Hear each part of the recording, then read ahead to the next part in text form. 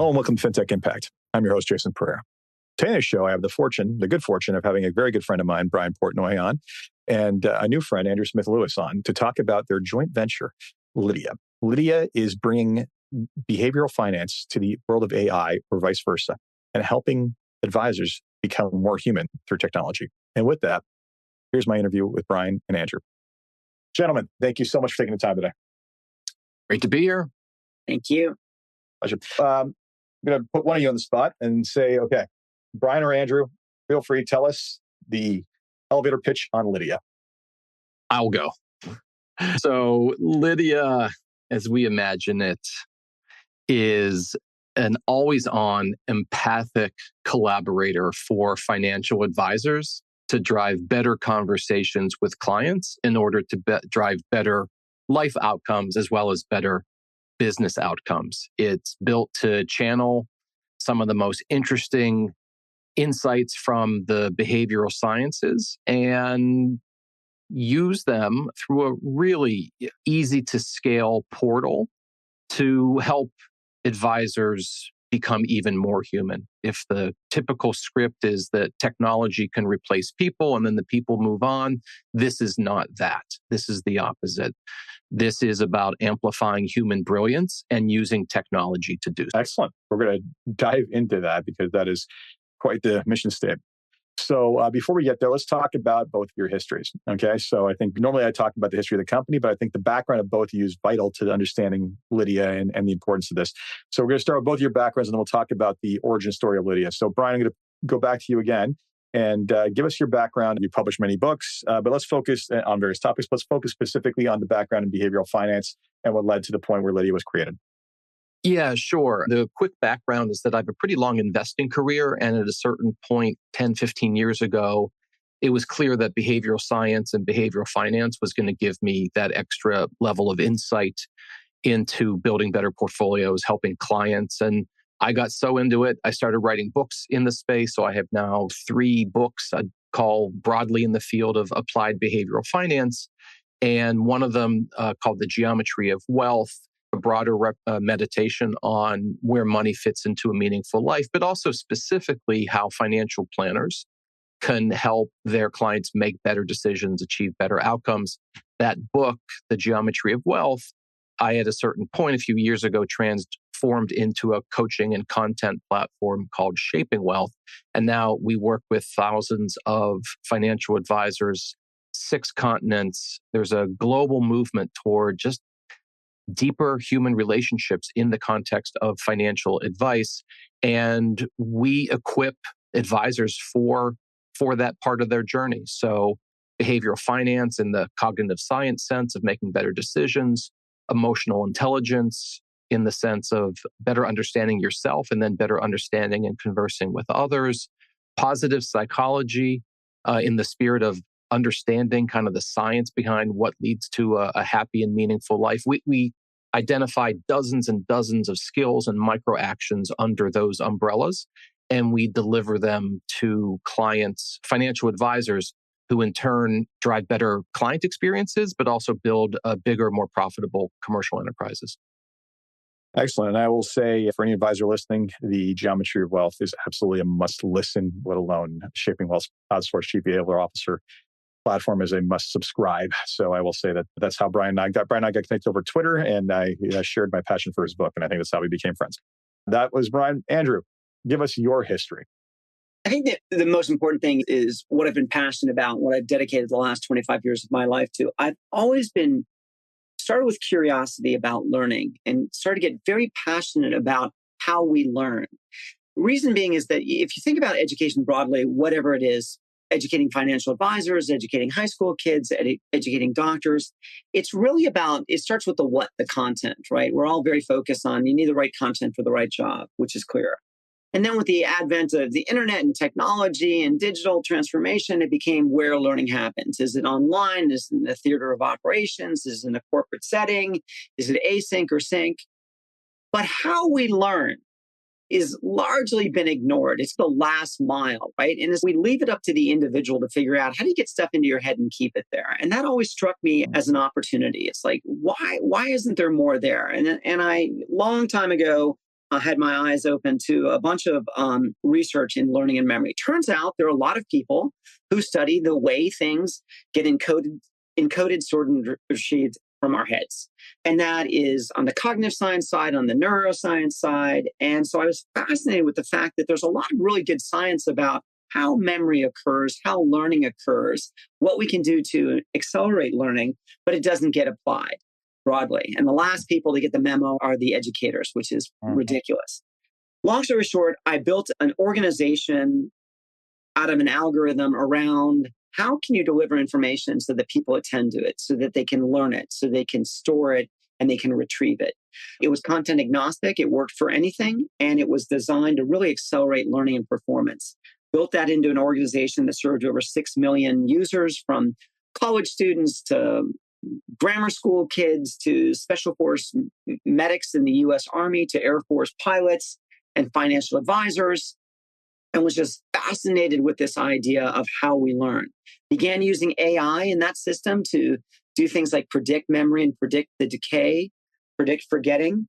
And then, long story short, ended up working in wealth management, going in with a client of ours, Case, a wonderful company that is in the alternative investment space, launched a product called Case IQ, which was designed to accelerate learning and memory for financial advisors for complex products such as hedge funds, private equity, private credit. Met Brian along the way, and all that we'll tell our origin story there, but really got into this idea of unlocking human potential in wealth management, originally through learning. And then when this generative AI stuff came up, it was my revenge of the nerds moment, because I'd spent so much time in AI. I've got 10 patents in the intersection of AI and cognitive science, and jumped on with a new company, Ally Studios, focused on taking all that applied research in learning and memory and thinking about how do we really ignite what's best about us? How do we become more human in the age of AI? And that's what I'm super passionate about. And that's what I have the privilege of working with Brian on through Lydia.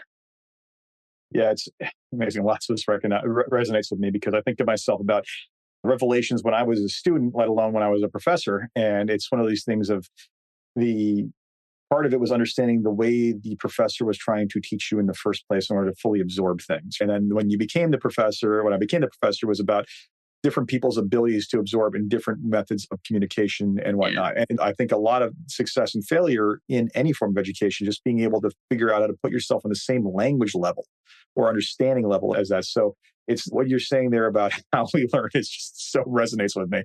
And all right, so basically, yeah, the behavioral finance expert, you got the AI guy with an appreciation for technology. Is not just about technology, but it's about humanity. How does peanut butter and jelly come together in this case? So I'll go first quickly. Andrew and I met a couple of years ago, 2 or 3 years ago, through some good mutual friends.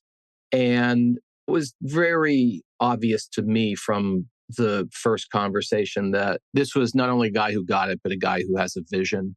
And in the meanwhile, at Shaping Wealth, we're a learning platform. So the types of things that Andrew had built, is building, deeply resonated. And his expertise there is so much beyond mine. We began a conversation about how do we really connect with our audience of financial advisors, because that role, Jason, as well as anyone, is changing relatively quickly. Just being a technical expert in investments or insurance or taxes, that's table stakes, in some cases table stakes at best.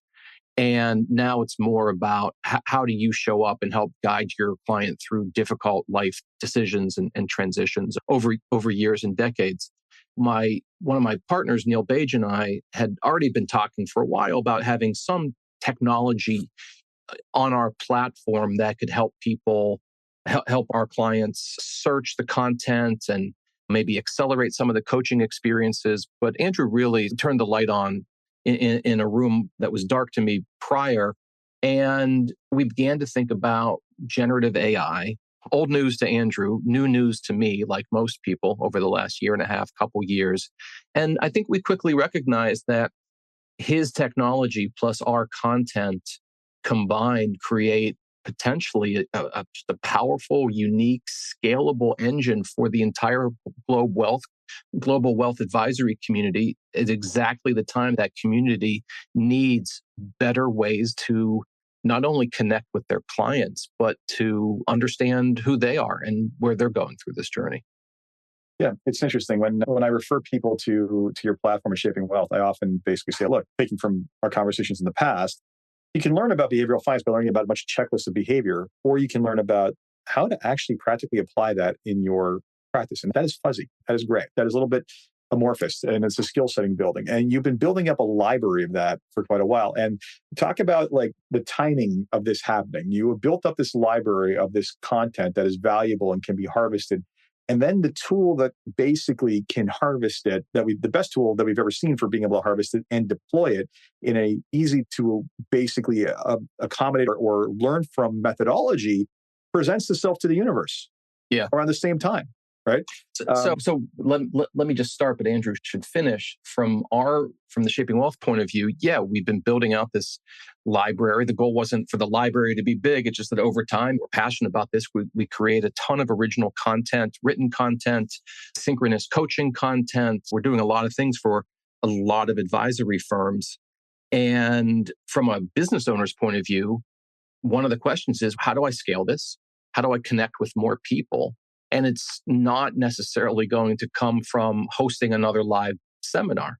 We want to get this into the world because we think it's important work that we're very proud of. So, for example, financial advisor is planning for a conversation later in the day.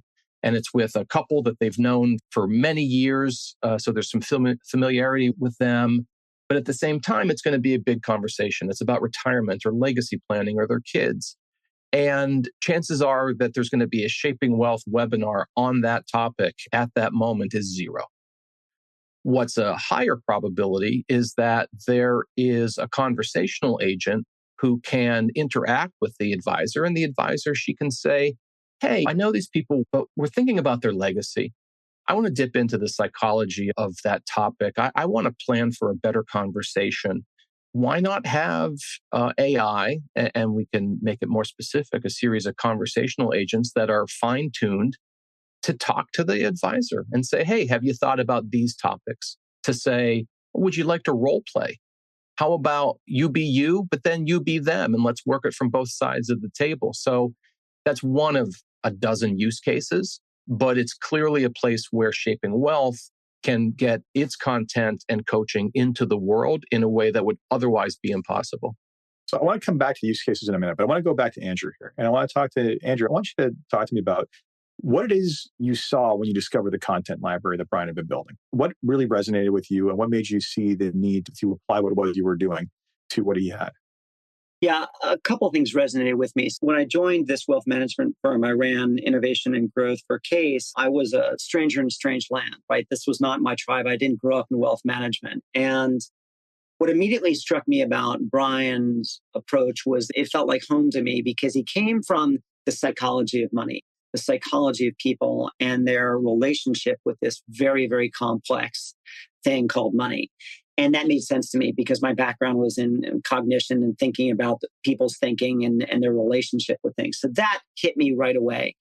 And then I read Brian's book. First, it was just a courtesy because, okay, I'll read his book. He's a nice guy. But then I was really taken with the book.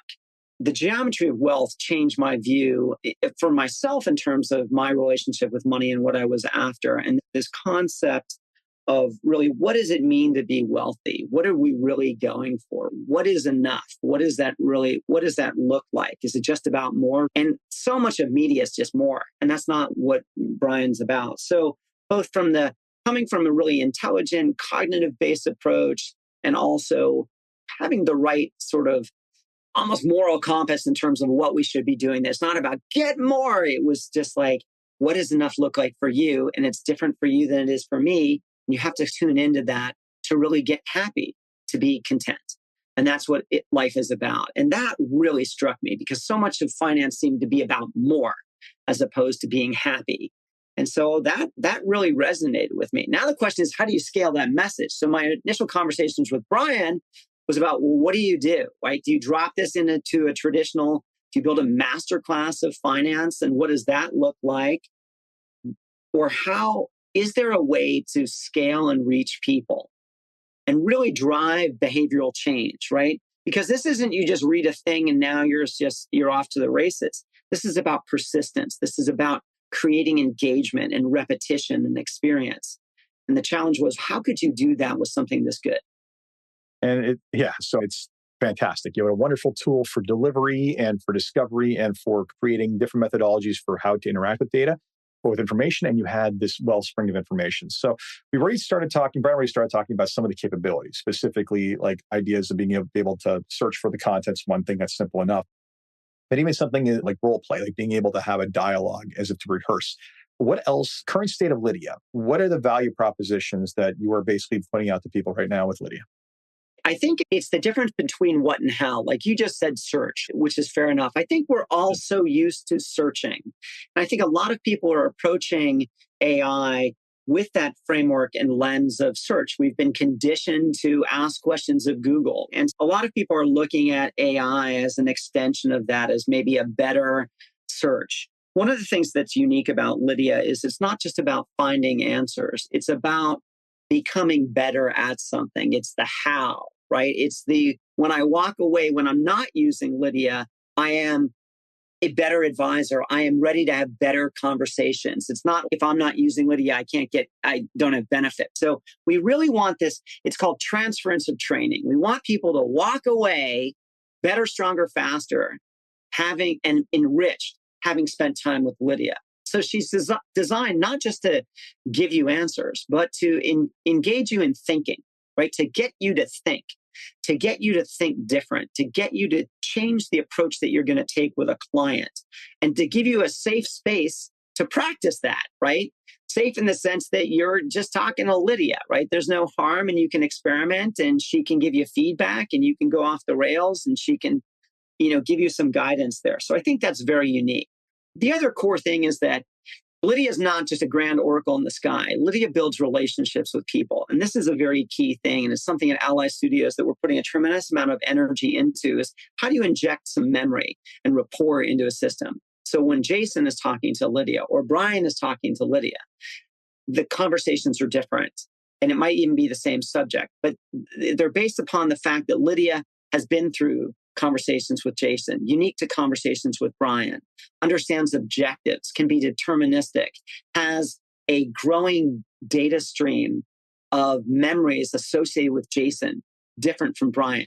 So we've ring-fenced the shaping wealth content. That's first and foremost, right? When you're talking to Lydia, you're not asking ChatGPT for advice. You're talking to the shaping wealth content. This is necessary, but insufficient for the full vision. Next, she's creating data, a codex just for Jason's interactions and just for Brian's interactions.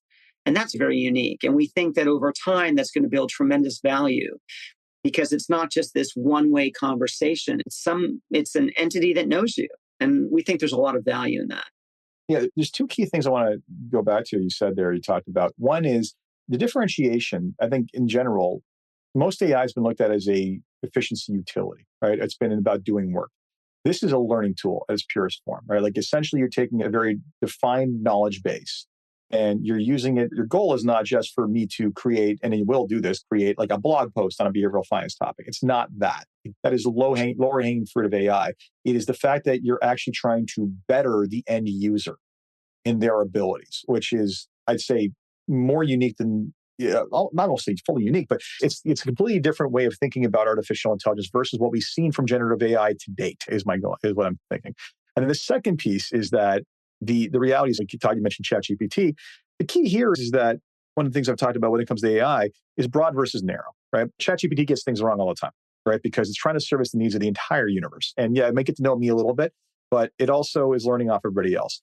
And what you've done here is you've narrowed the zone of attack to solely like behavioral finance, human interactions, money, those concepts, those types of traumas, those types of things.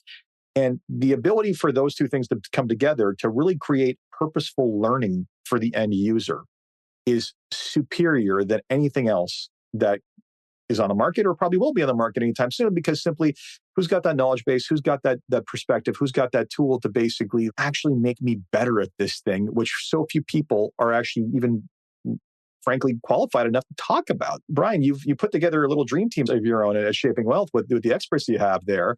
And frankly, if I had to think about who are the top 5 people I would ever reach out to for a question regarding any of these topics, you got the 4 of them, right? I got to leave some talents off to the side, but I have a dream team for sure. I don't want, so love what Andrew said about, and what Jason, what you followed up and emphasized on this being a designed learning experience.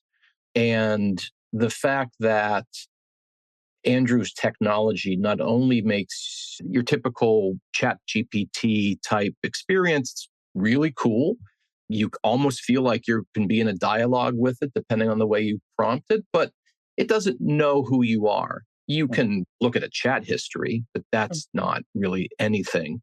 And so I think what really compelled me about Andrew's technology and vision is that you're not only seen and heard, you're also remembered.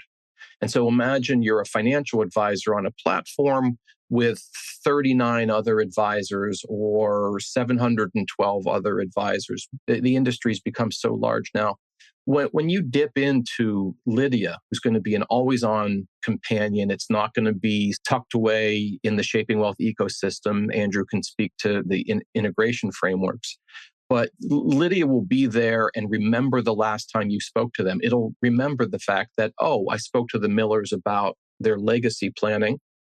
How did that go? What can we learn from that? It's really amazing. And I want to plant 2 flags just so the audience understands some of the important underlying contrasts here. The first is Seth Godin's distinction between learning and education. When people hear learning, they sometimes might hear education. Not many of us want to go back to school. I do, but I'm weird. But people don't want that. And so old school education, didactic, one way lecturing, learning facts and figures, and even bridging into AI, prompting an AI to give you answers. That's not what we're talking about. We're talking about what Seth Godin, the marketing genius and just wise person, calls learning. It's a 2-way thing. It's truly engaging. The second distinction is between efficiency and effectiveness. Our first and foremost goal with Lydia is not to make advisors more efficient so that they can have higher throughput. This isn't about velocity of client engagement or sales. This is about connecting with people, which in my view, given what I've done for many years now, has enormous commercial benefit in terms of referral-worthy moments, wallet share, overall revenues, and profitability for the firm. But you get there in a distinct path as opposed to velocity of throughput. But to just circle this, the designed learning experience of Lydia is what I think we are just so jazzed about and what we're leaning into. And it's if I could add to that, because I think it's a really important point, it's learning through dialogue. The beauty of generative AI is these dialoguing systems. We're all a little bit fooled by fluency or infatuated with this, but it truly is the ability to personalize education and learning, which has never existed. And I agree, love learning, didn't necessarily love school, but still have nightmares about waking up in a high school with a thing due. We all have those experiences. But that dialogue experience is amazing. And the personalization, that memory component, and I'll admit, this is a journey, not a destination. We have not cracked the code on unlocking memory perfectly in AI. I have 25 people working on this, cognitive scientists, AI researchers. And I spent all day on this. And I'll tell you, the first moment that this thing worked, I was in a conversation with Lydia on something. And she says to me, "How was your anniversary dinner with your wife?" And I got such a chill. I built this thing, right? I know what this is doing. But the first time that thing just prompted me with "How was the anniversary dinner with your wife?" I just got such an amazing chill. So it's bringing that at scale is just going to, I think, unlock remarkable things for advisors. And it really focusing on the meaningful, not the mundane. That's what's really key here. We've got to focus on what matters. Absolutely. And one of the things I love about all this is that it is on trend of the biggest underlying trend of the industry, which has always been for decades to move away from the commoditized actions and sales processes of product and access to securities and markets and all this other stuff, which frankly is systematic and easily automated and has been on that trend forever, and moving us ever closer to just really focusing on the underlying reason why clients go to anyone, which is to basically be okay, to basically know that they're going to live the life they want to live, to help them self-actualize. And the skills to date that have been used to train advisors have largely been about the how it gets there, not the why and how we deal with the human being across from us. So it's been a gaping hole that has been addressed more recently by various professionals and experts like Brian and other efforts. But being able to now, I think, like you said, change the dynamic of the learning methodology in the conversation. And also, I think the other thing is too, it's not the same as school in terms of dedicated learning where I sit down, I got a test, I got all this other stuff. The fact that I'm using it if I'm using it day to day in interaction, in preparation, in contemplation, that is just a natural experience learning. And that resonates and sticks and feels far less onerous than to many people in general. And it's more practical. I agree. And I think you also made a very good point about narrowing the field. Lydia is focused on behavioral finance and the great content of shaping wealth. Lydia is not a grand oracle that answers everything. And because of that, we call it semantic routes that are built into the system that lets it be deterministic in such a way that if an advisor steps outside of the lane of what Lydia knows, she's not going to make up an answer. She's going to tell that advisor, hey, this is not my lane of expertise. She can also be trained to avoid certain topics. Different firms have different policies, and compliance is a very important thing for us. And to know that this firm doesn't want advisors talking about crypto, and this firm doesn't want advisors talking about whatever the subject is, that can be customized as semantic routes within Lydia so that in the course of a conversation, if something comes up, Lydia can be like, hey, that's outside of the range of what we're supposed to talk about, or you need to go talk to somebody else about that. That's our firm policy. So I think it's really important to understand that we can layer in these guardrail frameworks on top of the AI.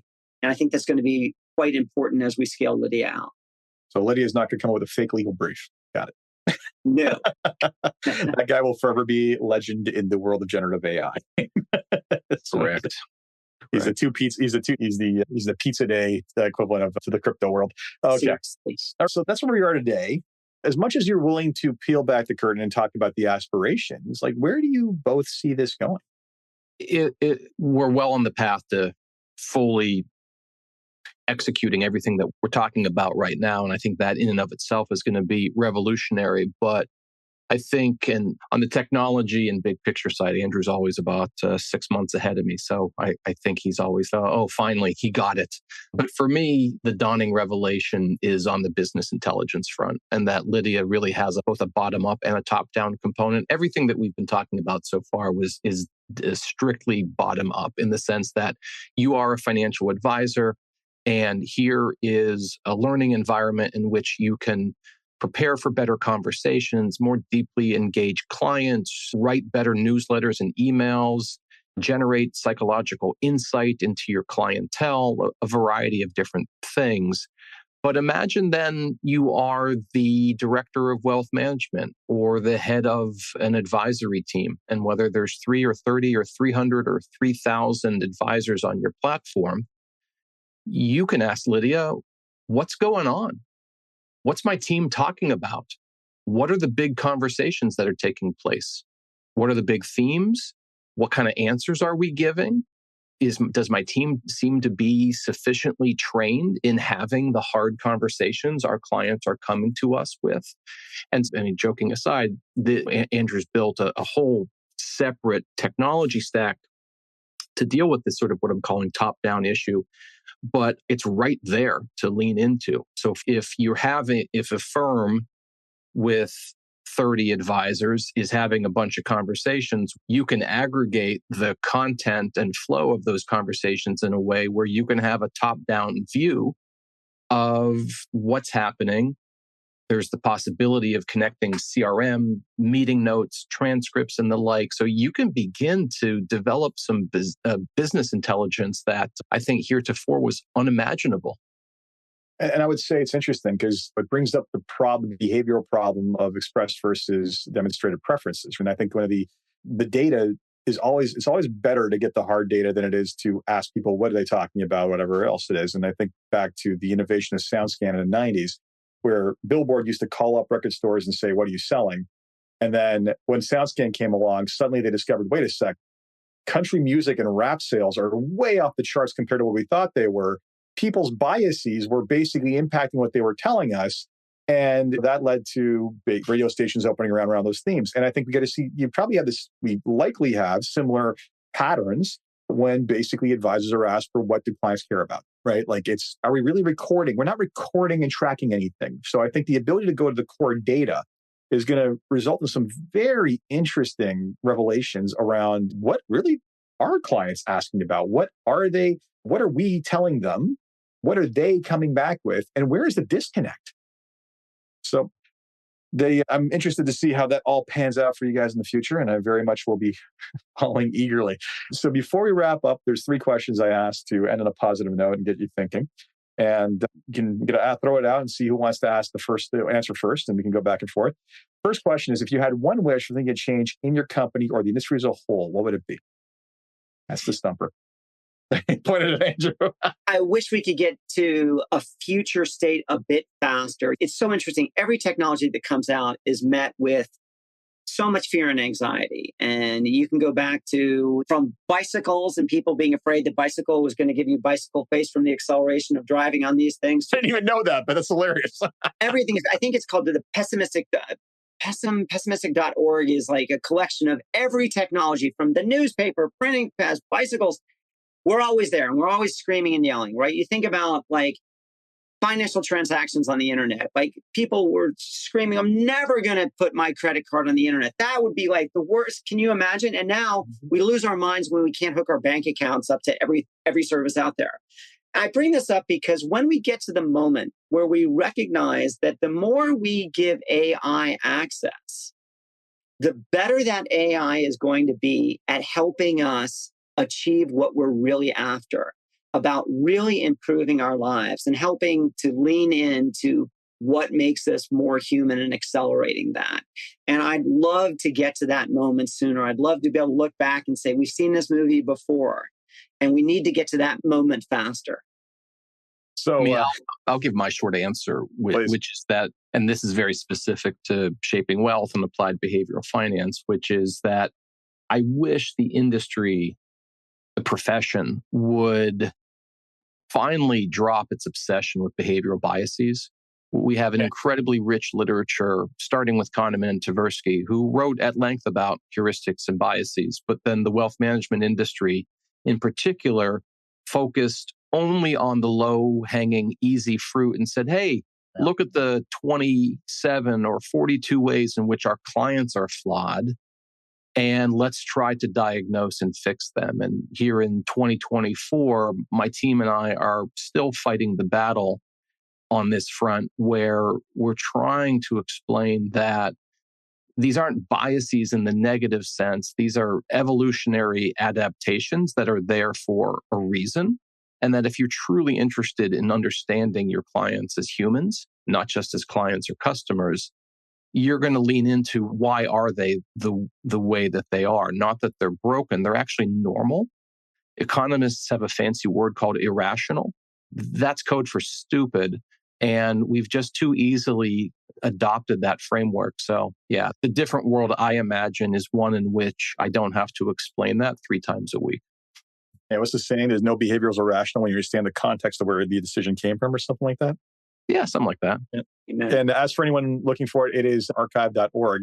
And the first article I see is the Forgotten Beeper Wars, where 30 years ago, parents were worried about the impact of beepers on their kids, which is... the innocent days.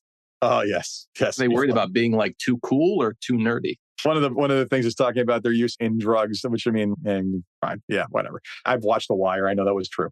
Yeah. Second question is, what's been the biggest challenge in getting Lydia to where it is to date? And I think you probably both have, I think, frankly, you can look at that question either as Lydia or from your individual perspectives on what you both bring to the table. let me try to answer it narrowly from the view of me and shaping wealth. It's trying to get up to speed quickly on everything Andrew and his team have built so that we can make the contribution that I want to and that we need to. For example, we talked earlier about these codices, these bodies of knowledge, these sources of truth, and those are distinct from the underlying LLMs that Andrew's technology can dip into in a very sophisticated way. And so while not every single insight and data point is going to come from shaping wealth content, the shaping wealth content and worldview is going to shape the environment in which the LLMs are queried. And Andrew might even correct me here for not putting that as well as I could. But it's been, I guess hard, challenging, but not in a bad way. This is the fun part. This is work of how do we, over millions of original words that we've written in our careers and created at Shaping Wealth, how do we define these versions of truth that we want to show up that are going to be most effective in being a guide for financial advisors? Andrew? I think that for me, the challenge is to stick to the first principles of what Lydia needs to do and to not give into the siren call of all of the exciting things going on with AI and all of the opportunities for where Lydia can go.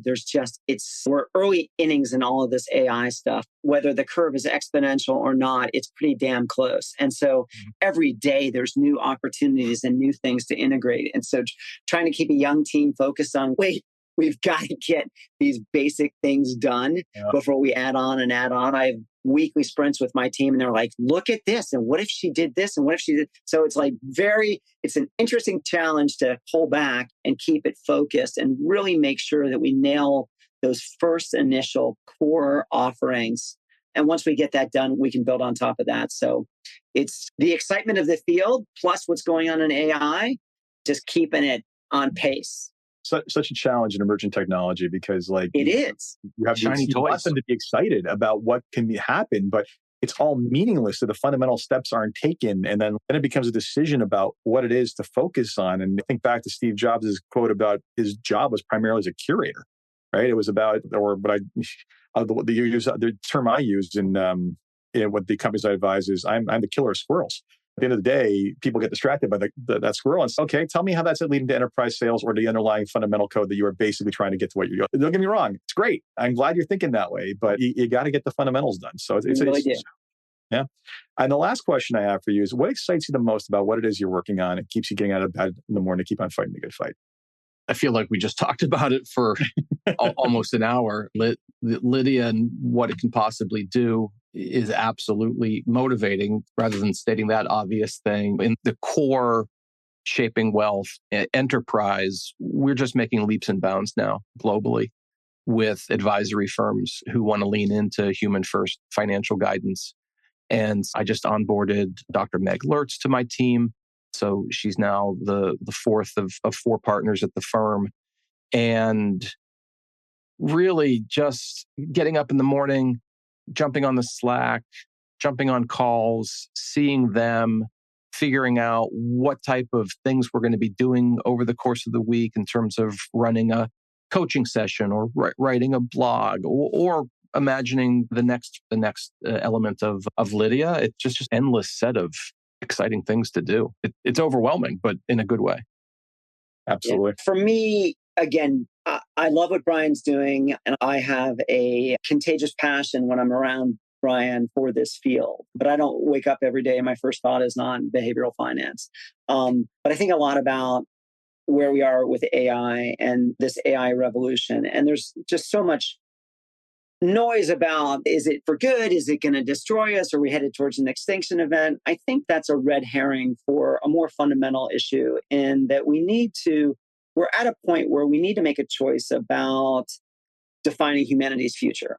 And we're either going to allow organizations and AI to be used to surveil and replace us at scale, or we're going to harness its power in a way that amplifies human brilliance. And that's what the firm Ally Studios that I built, that's what we're about. We're on the side of humans before machines and amplifying human brilliance.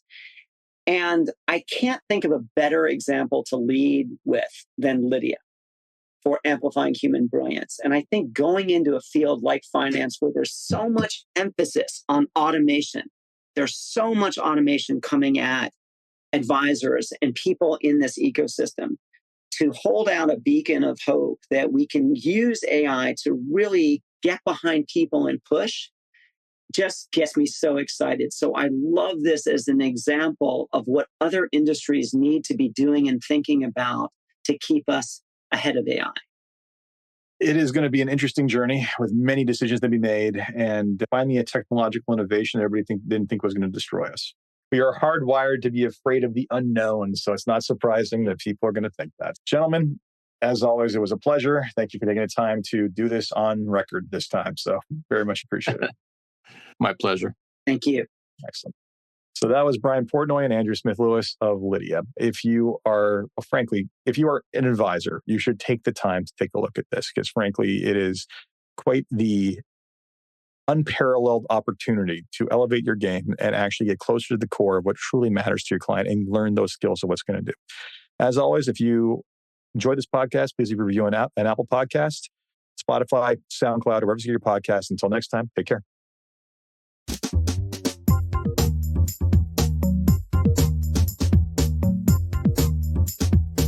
This podcast was brought to you by Woodgate Financial, an award-winning financial planning firm catering to high net worth individuals and their families.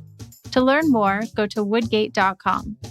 You can subscribe to this podcast on iTunes, Stitcher, and Google Play, or find more episodes at jasonpereira.ca.